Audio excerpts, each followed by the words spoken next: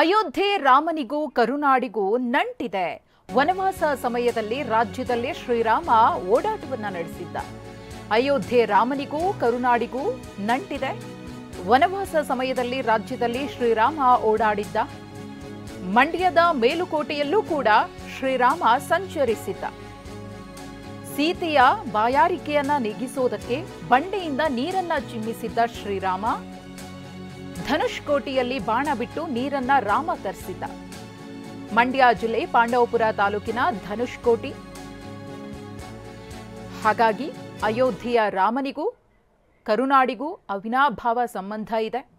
ಇದು ಇತಿಹಾಸ ಪ್ರತಿಯೊಬ್ಬರಿಗೂ ಕೂಡ ಗೊತ್ತಿದೆ. ಸೀತಾಮಾತೆಗೆ ಬಾಯಾರಿಕೆ ಆದಂತಹ ಸಂದರ್ಭದಲ್ಲಿ ಶ್ರೀರಾಮ ಬಾಣವನ್ನ ಬಿಟ್ಟು ನೀರನ್ನ ಸೀತೆಗೋಸ್ಕರ ಅಲ್ಲಿ ಚಿಮ್ಮಿಸಿದ್ದ. ಮಂಡ್ಯ ಜಿಲ್ಲೆ ಪಾಂಡವಪುರ ತಾಲೂಕಿನ ಧನುಷ್ಕೋಟಿ.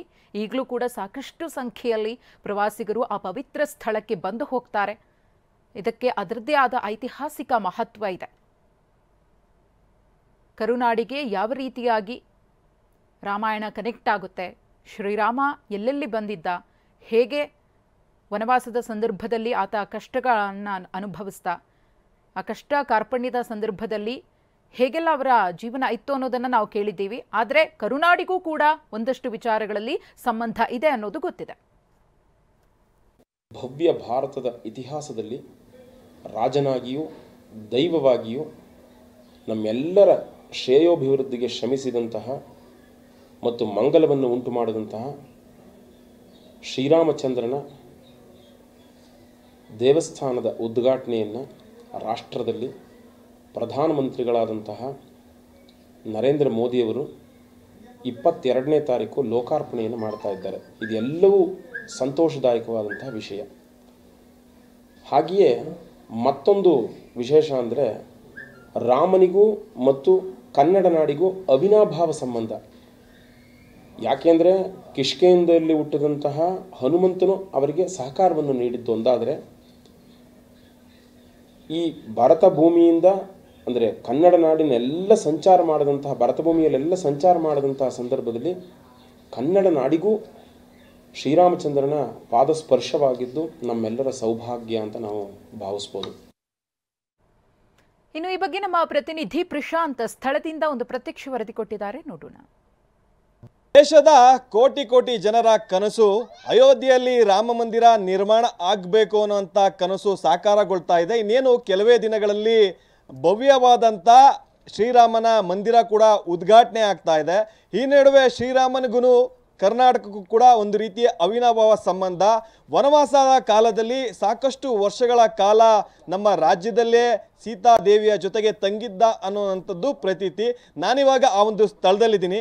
ನನ್ನ ಹಿಂಭಾಗ ಏನು ಕಾಣ್ತಾ ಇದೆ, ಈ ಒಂದು ಸ್ಥಳ ಮಂಡ್ಯ ಜಿಲ್ಲೆ ಪಾಂಡವಪುರ ತಾಲೂಕಿನ ಮೇಲುಕೋಟೆ ಸಮೀಪ ಇರುವಂಥ ಧನುಷ್ಕೋಟಿ ಅಂತ.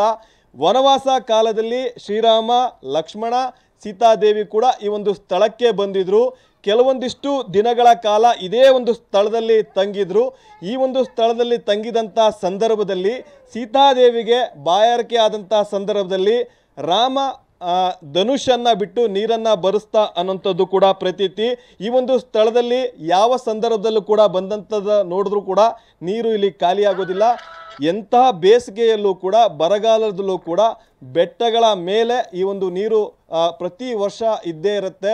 ಅಂದರೆ ವನವಾಸ ಕಾಲದಲ್ಲಿ ಸೀತಾದೇವಿಗೆ ಬಾಯಾರಿಕೆ ಆದಂಥ ಸಂದರ್ಭದಲ್ಲಿ ಧನುಸ್ಸನ್ನು ಬಿಟ್ಟು, ಅಂದರೆ ಬಂಡೆಗಳ ಮಧ್ಯದಲ್ಲಿ ಧನುಸ್ಸನ್ನು ಬಿಟ್ಟು ನೀರನ್ನು ಬರೆಸ್ತಾ, ಹಾಗಾಗಿ ಈ ಒಂದು ಸ್ಥಳವನ್ನು ಧನುಷ್ಕೋಟಿ ಅಂತಲೂ ಕೂಡ ಕರೀತಾರೆ. ಹೀಗಾಗಿಯೇ ಪ್ರತಿನಿತ್ಯ ಸಾಕಷ್ಟು ಜನ ಭಕ್ತರು, ಪ್ರವಾಸಿಗರು ಈ ಒಂದು ಸ್ಥಳಕ್ಕೆ ಬರ್ತಾರೆ. ಅಂದರೆ 14 ವರ್ಷ ವನವಾಸ ಕಾಲ ಇರುತ್ತೆ. ಹೀಗಾಗಿ ಸಂಚರಿಸ್ಕೊಂತ ಹೋಗ್ತಂಥ ಸಂದರ್ಭದಲ್ಲಿ ಈ ಬೆಟ್ಟಗಳ ಮೇಲೆ ಕೂಡ, ಅಂದರೆ ಹಿಂದೆ ಇದು ಸಾಕಷ್ಟು ದಟ್ಟ ಅರಣ್ಯ, ಇಲ್ಲಿ ವಾಸ ಇರ್ತಾರೆ.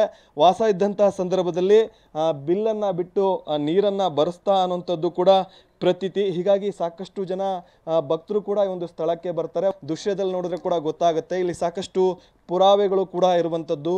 ಪುರಾತನ ಕಾಲವಾದಂತಹ ವಿಗ್ರಹಗಳು, ರಾಮ ಇಲ್ಲಿ ಬಂದು ತಂಗಿದ್ದ, ಸೀತಾದೇವಿ ಜೊತೆ ಬಂದು ತಂಗಿದ್ದ ಅನ್ನುವಂಥ ಸಾಕಷ್ಟು ಇಲ್ಲಿ ಪುರಾವೆಗಳು ಇರುವಂಥದ್ದು. ಹೀಗಾಗಿ ಸಾಕಷ್ಟು ಪ್ರವಾಸಿಗರು ಕೂಡ ಬರ್ತಾರೆ. ಒಂದು ಕಡೆ ಅಯೋಧ್ಯೆಯಲ್ಲಿ ರಾಮ ಮಂದಿರ ಕೂಡ ಉದ್ಘಾಟನೆ ಆಗ್ತಾ ಇದೆ.